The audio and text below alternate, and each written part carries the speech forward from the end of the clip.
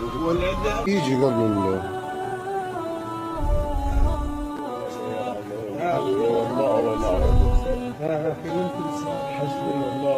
إن الله يغفر الذنوب جميعا. Assalamualaikum warahmatullahi wabarakatuh. Sahabat Fahri, gimana kabarnya? Sehat? Alhamdulillah.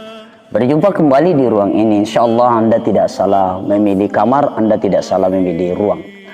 Kali ini saya akan mencoba memperlihatkan kepada kita satu video yang Masya Allah, video ini membuat kita merinding, membuat kita bergetar. Bagaimana tidak, video ini memperlihatkan seseorang yang diwafatkan Allah, meninggal dunia dalam keadaan yang sangat mulia. Wafat, meninggal dunia di tempat yang terbaik. Seperti apa videonya? Ayo kita langsung aja menuju melaksikan videonya. Setelah itu insya Allah kita akan memberikan analisa dalam pendekatan hati. Mudah-mudahan kita bisa mengambil hikmah itibar dari video ini. Ayo, bismillahirrahmanirrahim, kita saksikan sama-sama.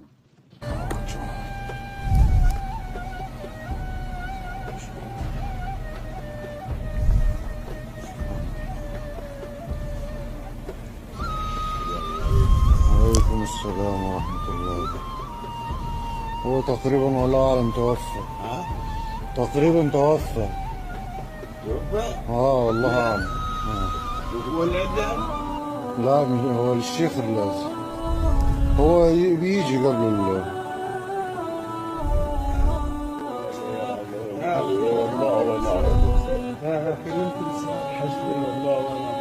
أما الشيخ اتصل على الإسعاف؟ اتصل على الإسعاف؟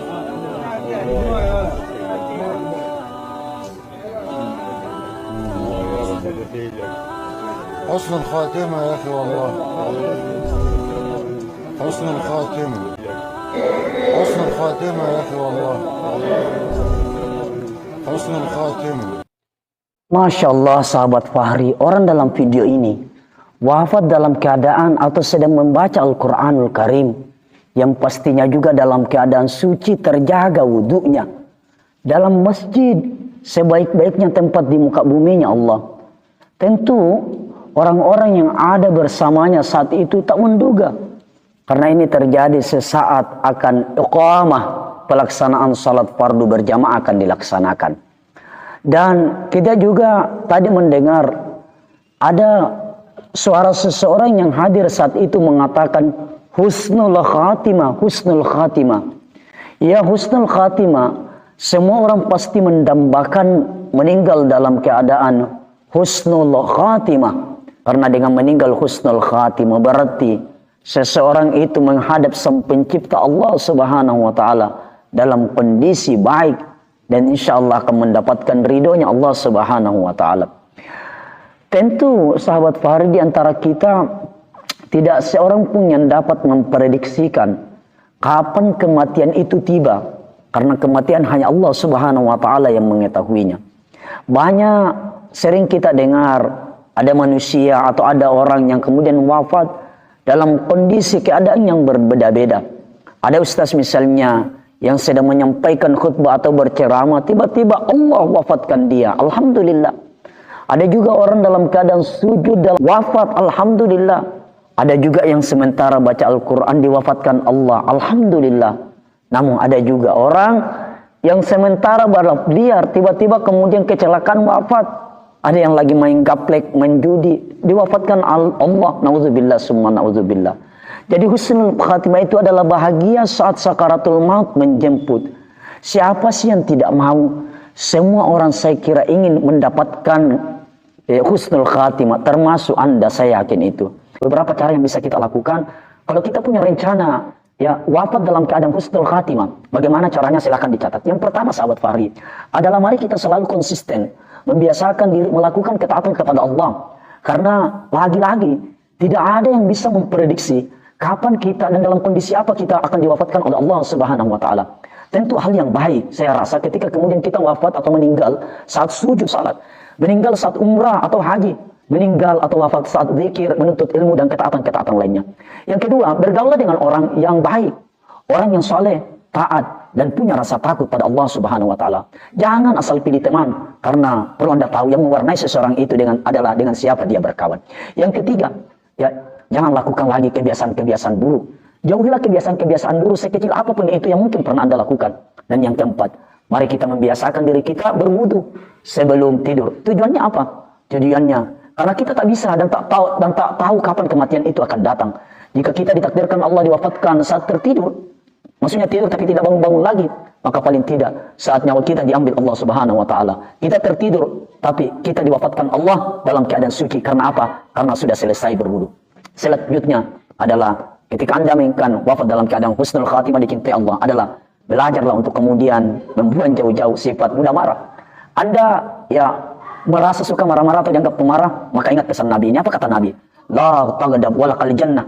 La taghdab walakal jannah. Jangan marah, untukmu adalah surga. Mudah marah juga menunjukkan rendahnya kualitas diri kita. Ya, penelitian terkini menunjukkan bahwa orang yang mudah marah akan membuat pembuluh darahnya mudah pecah dan berpotensi membawa kematian. Dan terakhir, dan ini catat baik-baik, ini yang penting adalah baca doanya. Apa doanya? Allahumma khtim lana bil Islam. Ya Allah, wafatkan kami dalam keadaan Islam. Wakhtim lana bil iman. Wafatkan kami dalam keadaan membawa iman. Wakhtim lana bil khair, dengan kebaikan-kebaikan. Wakhtim lana bis sa'adah. Wafatkan kami dalam keadaan penuh kebahagiaan. Wakhtim lana bi husnil khatimah. Wafatkan kami dalam keadaan husnul khatimah. Allahumma ya Allah khaira umri akhiruhu. Ya Allah, jadikanlah hari terbaikku adalah hari ya yang terakhir ya. Kenapa hari terakhir suami menjadi hari terbaik? Karena banyak sekali hari. Ada hari awal namanya, ada hari tengah, ada hari akhir, ada lagi namanya hari ujung. Karena mohon maaf, ya, ada orang yang mungkin dilahirkan di tengah kondisi keluarga yang tidak baik. Ibunya prostitusi, bapaknya pemabuk. Ya intinya dia lahir di lingkungan yang tidak baik.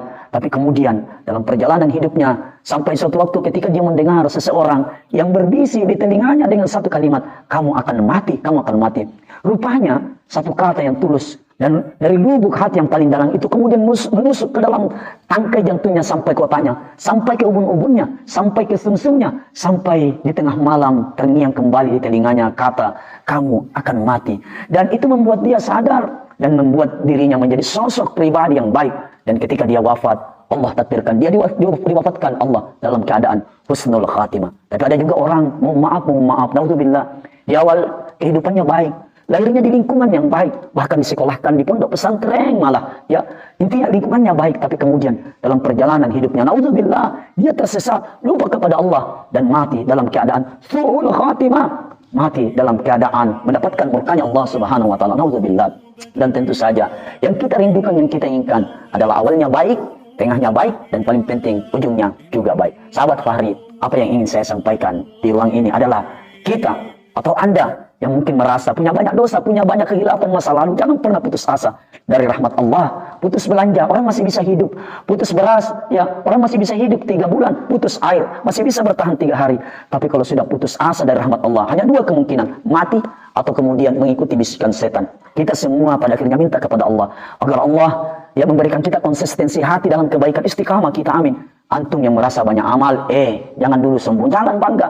Karena naudzubillah, yang godaan hati itu juga banyak, banyak. Paginya beriman, petangnya kafir, ingkar kepada Allah, naudzubillah. Dan Anda yang merasa banyak dosa, banyak ukiran-ukiran, ya kesalahan masa lalu, jangan putus asa karena boleh jadi di akhir hayatmu engkau dapat husnul khatimah. Karena apa? Karena mempraktekkan, mengamalkan amalan-amalan baik sebagai syarat mutlak kita bisa mendapatkan derajat husnul khatimah. Pada akhirnya kita juga berdoa semoga kita semua, saya, antum yang menonton video ini, diwafatkan Allah dalam keadaan husnul khatimah, bukan dalam keadaan su'ul khatimah, wafat dalam kondisi buruk. Apa saja yang bisa menyebabkan seseorang itu wafat dalam keadaan buruk? Mau tahu? Tuliskan pendapat Anda di kolom komentar apa saja. Dan insya Allah kita ketemu lagi di video selanjutnya.